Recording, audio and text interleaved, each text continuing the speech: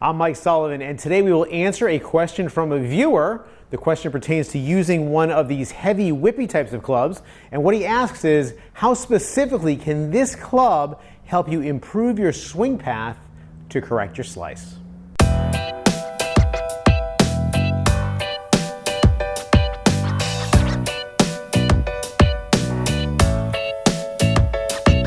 All right, here is the email that I received from Jerry. I'm gonna paraphrase because it's kind of lengthy, but he purchased the SKLZ Gold Flex training aid, which is the one we just showed you in the introduction, and he is trying to understand how it's going to help him.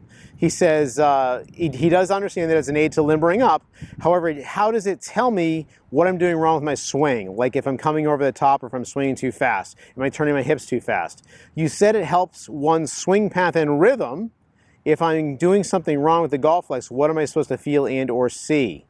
As it stands now, I get the feeling that it is nothing more than a warm-up tool. It's definitely a warm-up tool, but let's talk about the two things specifically that it can help you with, which is going to be your rhythm as well as your swing path. And I would say, though, that this training aid is not necessarily something that gives you necessarily black and white feedback, oh, you did it wrong, but it does encourage you to build the skills of good rhythm and good swing path. So let's go take a look at that.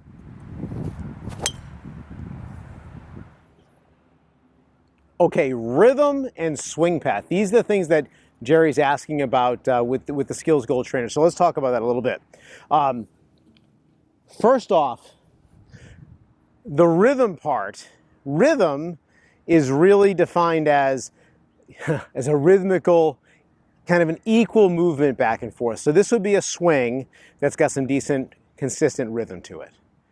We're not going to be concerned about tempo as being fast or being slow. We like to find our own natural tempo and swing with rhythm.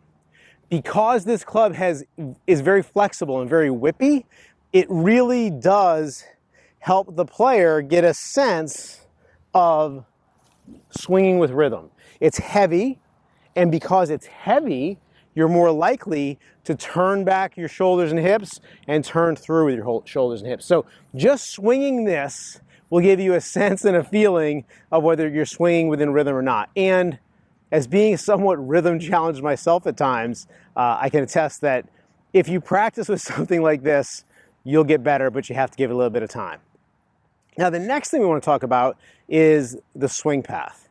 And what I'd like to say about that is, being a heavier club, a golfer feels much better turning hips and shoulders in the backswing and turning through with hips and shoulders in the downswing with this club than they do with a light club. With a light club, it is very, very easy for a player to hold this very light club in their hands. And by the way, the lightest club in your bag is your driver. So the worst club as far as people swinging it the wrong way is actually their driver. So it's really easy to be very hands-oriented with this driver. When you are controlling the club a lot with your hands and moving your hands and not turning your chest, what happens is you get out of sync and you're more likely to make a downswing. I'm going to just move here down the target line. You're more likely to make a downswing with the hands, cast the club, come out to in, all those bad swing faults that we get. So here's where this thing can help you. And again, I just want to reiterate that it's one thing to understand what's going to happen, but it's another thing to work enough to gain the skill to really become proficient. So what we want to do is take our whippy club and we want to turn a little bit towards our target. And you'll notice that my hands are right out in front of my chest and the shaft is in between my forearms. So it looks like this, except it's out here. All right. And I want to turn back and then I want to be able to turn through. And we want to start off nice and easy. Notice how right there I gave a little flip with the hands. That's what you might see at first as you use this. You might feel a little bit of this hand flip. That's something that we want to get out of. What we want to try to do is relax our hands so the club shaft is whippy and our arms are relaxed. Turn, turn. And what I'm doing here subtly is I'm starting my downswing with my hips moving towards the target a little bit. And as the hips turn, my spine rotates and that pulls my shoulders through. What that's going to accomplish is, so we'll pretend this driver shaft is my target line here. What that's going to accomplish is that's going to help me, so I'm back here, hips start, then the shoulders go, and notice how the club is swinging from the inside of the target line out towards the ball, as opposed to what is natural for most people, lift the club up over this way.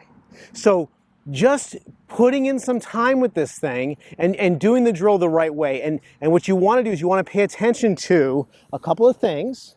And I'm sorry to get it redundant here, but I think it's, it's important and it's worth covering.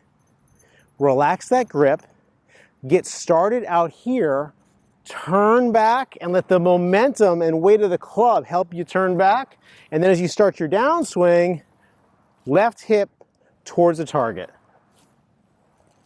Okay, that's exaggerated, but that's how you want to start.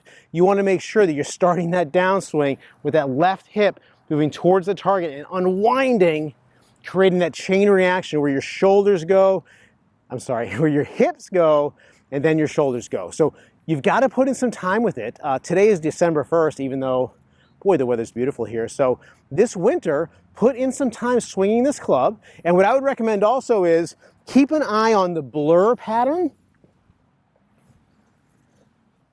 What I mean by that is I can see this yellow, I call it like a light bulb, this yellow light bulby thing, right? You want to see the blur going out this way. If you see your blur coming out to in,